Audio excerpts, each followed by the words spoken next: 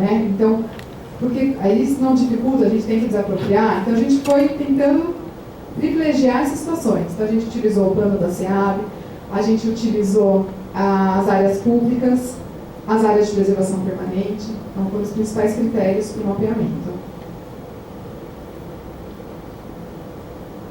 Bom, finalizado então a parte do diagnóstico e prognóstico dos cenários, né, da parte social, aí a gente apresenta então agora das áreas verdes ecológicas.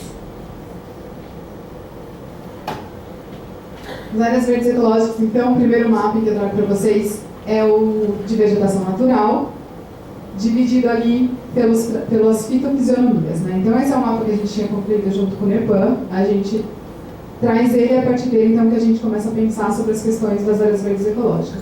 Elas totalizam 8.852 hectares de vegetação natural e foram mapeados os campos de várzea, cerrado, floresta estacional semidecidual, as transições entre a floresta estacional e o cerrado, as florestas mistas, florestas paludosas ou brejosas, as áreas de mata ciliar e de recomposição. Aqui é um gráfico que eu trouxe para vocês só por categoria. Então, o que a gente tem predominante no município são as florestas estacionais semideciduais, a Mata de Santa Genebra, né, acho que é o melhor exemplo, e as áreas de cerrado. E aí, como olhar para essas áreas e pensar em proposições, né? Então, a gente utilizou das métricas da ecologia da paisagem, em que elas nos orientaram muito. O que elas analisam?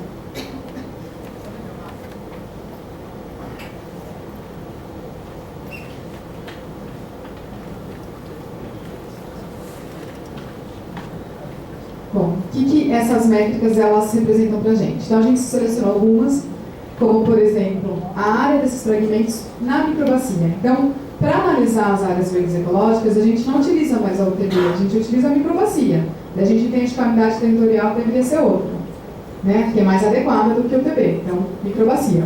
Então, o quanto a gente tem, qual que é a área desses fragmentos que ocupam na microbacia? São 30 microbacias no município.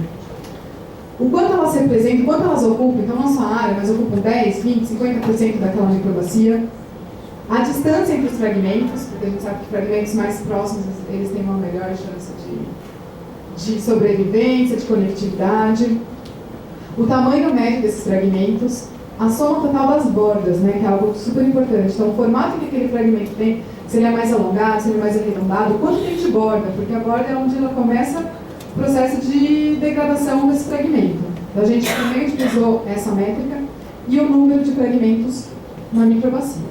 Então, a gente elaborou um mapa para cada métrica e, no fim, a gente falou, bom, temos que olhar tudo junto, né? Vamos enxergar o que elas querem dizer para a gente num contexto único. E aí a gente finaliza com a condição dessa microbacia.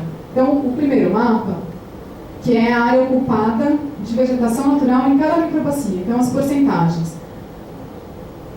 Bom, então, as áreas mais claras são onde a gente tem menos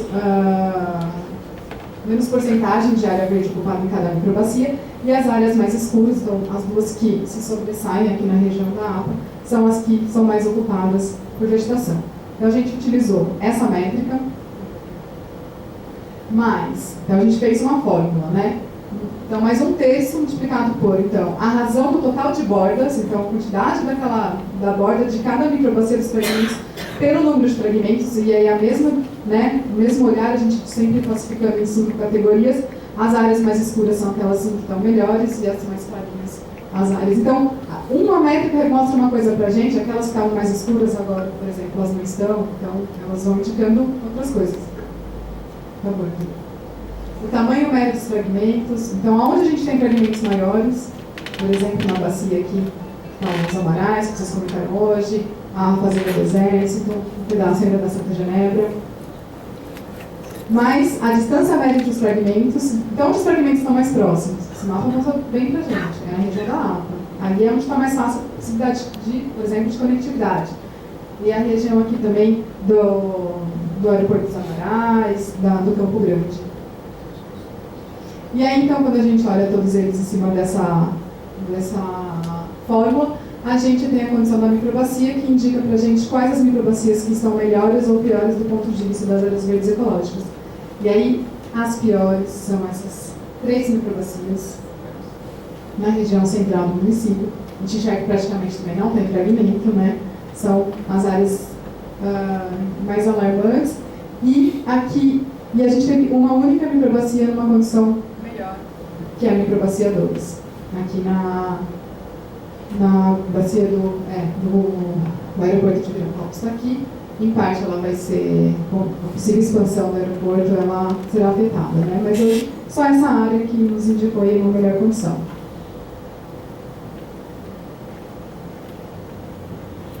Bom, então feito esse diagnóstico, a gente chegou à situação desses fragmentos, né, no contexto do território todo, o que a gente tem que fazer? E aí a gente seguiu, então, o que a Lei da Mata Atlântica dizia pra gente. Olha, precisa fazer um mapeamento das áreas prioritárias para conservação e das áreas prioritárias para recuperação.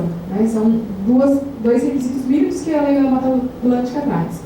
E aí, então, a gente falou, bom, então vamos começar a mapear. E aí, depois a gente muito quebrar a cabeça de como a gente mapearia, né, como que a gente vai falar quais áreas são prioritárias para conservação.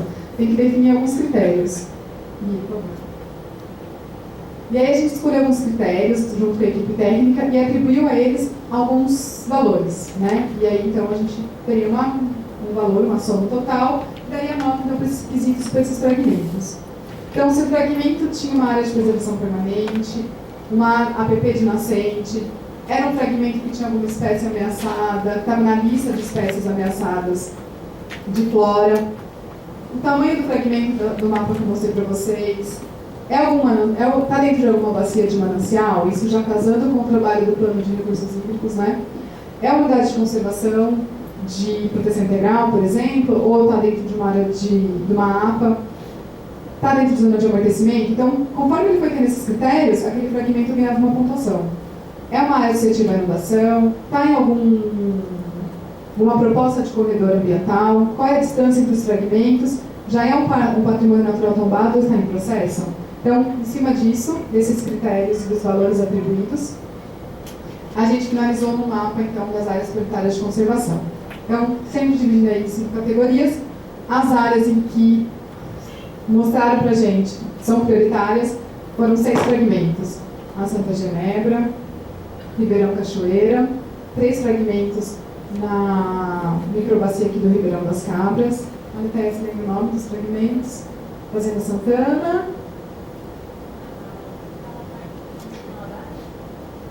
bom, 3 fragmentos aqui, e aí na região sul do município, que é o da Capuava, Fazenda Singer. Então, esses 3 se destacaram. Então, eles representam 7% dos fragmentos nessa categoria, e aí 23% estão na categoria alta, 30% na média, 34% na baixa e 5% na categoria muito baixa, prioridade de conservação. Então, aí, a partir desse mapa, então, ele já mostra pra gente algumas ações, ele já começa a pensar em algumas ações que a gente deve fazer para conservar essas áreas. E, na mesma intenção, mas um pouco diferente, a gente fez o mapeamento das áreas prioritárias para a recuperação. E aí a gente não atribuiu valores para aqueles fragmentos, a gente atribuiu para o território, para as áreas em que ainda não foram consolidadas. Então, aquele mapa, vocês conseguem ver que os fragmentos é que estão coloridos, né? Eles que foram atribuídos. Nesse não, a gente pensa então no território. E a área cinza é aquela que a gente não consegue mais ter uma gestão porque ela já está consolidada, a gente não consegue recuperá-la. E aí os critérios em que a gente estabeleceu são: a APP está degradada, ela também está numa manancial de abastecimento, é uma prioridade para a gente recuperar, né? As áreas suscetíveis à inundação, ele está também no corredor, essa área. Qual é a condição dele na microbacia, naquele mapa síntese da função ecológica? Tem áreas públicas, porque isso facilita também para a gente a ação nessas áreas. Qual é a distância entre os fragmentos? Se eles estão próximos, é mais fácil da gente conectá-los. E se essa APP tem uma indicação de não consolidação, por exemplo, de uma ocupação irregular. E aí, então, o mapa dividido em 5 categorias, a gente tem as áreas em vermelhos. O vermelho mais escuro são as que são prioritárias para a recuperação. Onde a gente pode destacar aqui de novo o Ribeirão das Cabras. Aqui no entorno da Fazenda Serra d'Água, Fazenda Remonta. Próximo ao São Domingos, Jardim Marisa, são zona de amortecimento na Mata Santa Genebra, Várzea do Atibaia, ali no Vale das Garças. São as áreas que se destacaram para a gente como prioridade de recuperação. Feito isso, a gente... Bom, então agora a gente tem que olhar as duas coisas. Onde a gente tem que recuperar e onde a gente tem que ter manejo para conservação. E aí a gente pensa em duas coisas. Uma na proteção por forma de unidade de conservação ou de tombamento. E a outra na recuperação, que vem na nossa cabeça principalmente é a formação dos corredores ecológicos. E aí a gente quebrou bastante a cabeça em como a gente desenharia esses corredores ecológicos, se a gente deveria já delimitar claramente os limites desses corredores. E a gente buscou alguns trabalhos e viu que, por exemplo, o Vale do Paraíba, ele pensou numa outra estratégia, que são as linhas de conectividade. E a gente achou interessante e trouxe para o plano também. Que essas linhas de conectividade, elas mostram o caminho em que se é melhor fazer essa conexão. E aí depois a gente estuda, conforme vai implantando, os limites desse corredor. Então essa linha, toda roxa aqui, ela totaliza 280 quilômetros, dá a volta no município, indica pra gente onde a gente quer conectar e por onde é melhor, principalmente pelos principais cursos d'água. E aí a gente determina ainda um raio de 1 quilômetro para cada lado, como uma área de influência e aonde a gente deve prevalecer na recuperação então, dessas áreas na formação do corredor. Então, a intenção é, o que tiver dentro desse zoneamento, qualquer tipo de novo empreendimento, ele tem que estar atento e a gente tem que se manifestar sobre o que, então, ali deve ser feito para que não tenha interferência no nosso corredor ou que auxilie na formação do nosso corredor. Para a gente... Volta um pouquinho aqui. Para a gente poder, então, desenhar ele, a gente utilizou a ortofoto do município, né? Então a imagem de satélite, o mapa de áreas prioritárias para recuperação, o mapa de áreas prioritárias para conservação, as propostas que já existem de corredor ecológico, a gente já vem trabalhando com o pessoal da Fundação José Pedro de Oliveira para conectar Santa Genebra, Ribeirão Cachoeira, que são os dois principais fragmentos, né? Então, aí a gente falou, bom, a gente tem que conectar o que é unidade de conservação, aqueles que são prioritários de recuperação. Então, a gente foi utilizando o mapa de vegetação natural e as APPs que nos orientaram, então, nesse traçado.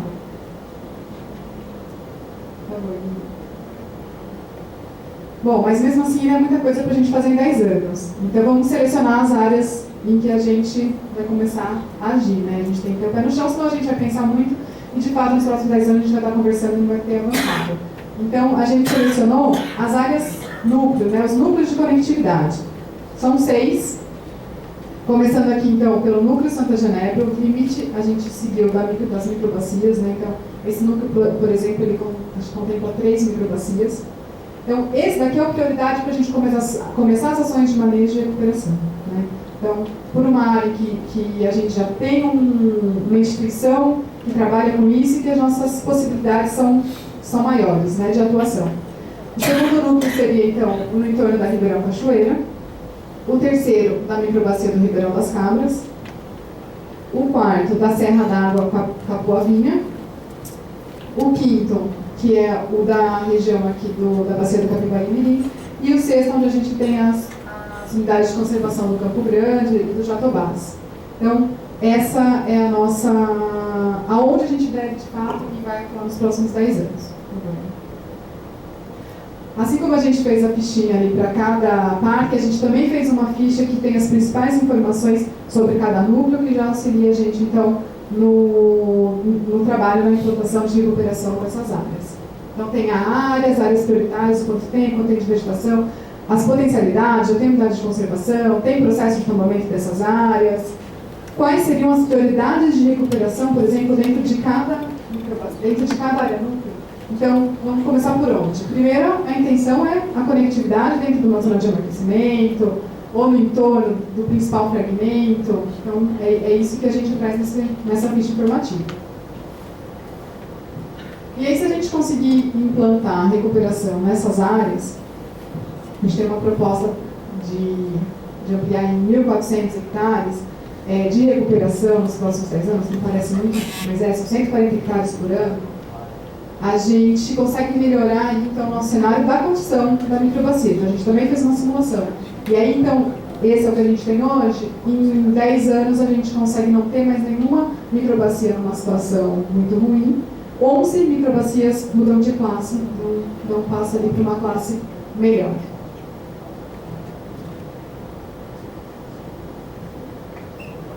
E aí, então, a gente também traz a ficha informativa de cada microbacia, que o plano de recursos hídricos também traz as informações num formato parecido, né? Acho que até mais aprimorado das informações em que a gente então consegue enxergar, quando precisar olhar aquela área, a gente olha o plano de recursos hídricos, o plano do verde e consegue ter as principais características daquela microbacia.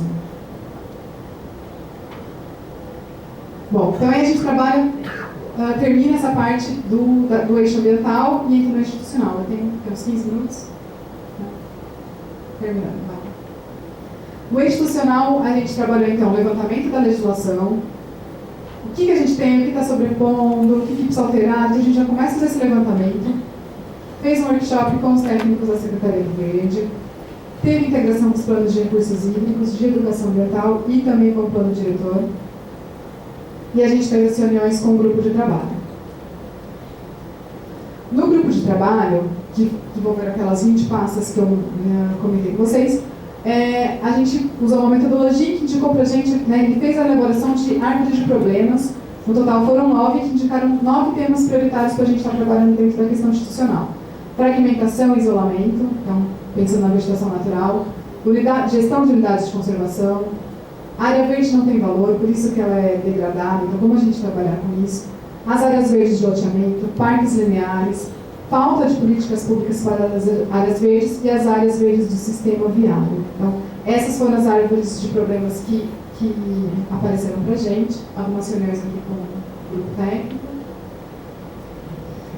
Então, na fase diagnóstica, a gente identificou essas árvores, tem uma descrição sobre elas, e aí, então, no prognóstico, a gente também criou cenários, não tão visuais quanto os mapas, mas em que a gente pensa assim, bom, então, dentro da árvore de fragmentação e isolamento, o que a gente tem, o que causa, por exemplo, são as queimadas. Se a gente não fizer nada, o que vai acontecer? Então, aumento da incidência de queimadas em áreas verdes, principalmente na época de estiagem, e o que a gente quer que aconteça? Então, redução dessa taxa por meio de programas de prevenção a queimadas, educação ambiental, melhora nas normativas, que é com punição, atenção especial nas áreas que estão no entorno de fragmentos. Então, a gente, aqui, quando a gente pensa dessa forma, a gente fala, bom, o que vai piorar? E já dá uma indicação para a gente dos programas e formas como a gente deve agir. E aí a gente começa a casar com o nosso mapeamento feito dentro da parte técnica, né? E além disso, a gente traz também a participação popular, que foi ali o primeiro todo o nosso trabalho. Então, foram 6 oficinas participativas, uma consulta pública. A gente liberou, né, a gente colocou no site um questionário online para a população se manifestar. A gente teve 241 questionários preenchidos, um canal aberto que eram os e-mails e protocolos, 2 oficinas com Condema, 2 apresentações para vocês, acho que hoje é a terceira, e também a gente fez uma apresentação na Semana do Meio Ambiente ano passado na PUC.